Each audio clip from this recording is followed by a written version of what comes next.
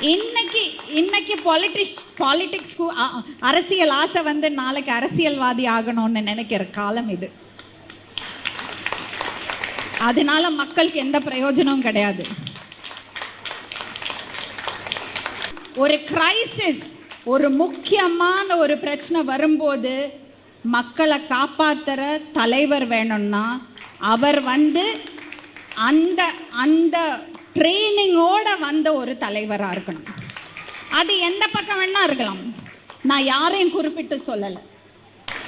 இப்ப சொல்லலாம், வாரிசு அரசியல்னு சொல்லி குற்றம் சாட்டலாம். வாரிசு அரசியல் இல்லாத இடத்துல என்னாச்சு? ஒரு விமர்சனம் வைக்கும் போது அதுக்கான சொல்யூஷன் நீங்க கொடுக்கணும். அந்த சொல்யூஷன் இருந்ததா? அப்போ அடுத்த தலைவரை தலைவியை உருவாக்குறது எவ்வளவு முக்கியம்.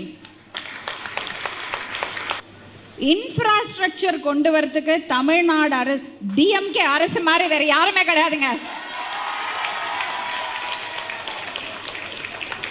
நம்ம வந்து ஜல்லிக்கட்டு போராட்டத்தை பத்தி அவ்வளவு பேசணும். மதுரையில இவ்வளவு பெரிய ஒரு விஷயம் கொண்டு வந்தது யாரு? ஜல்லிக்கட்டுக்காக. ஆனா இது ஆட்சியே கிடையாது. நான் சத்தியமா சொல்ல போனா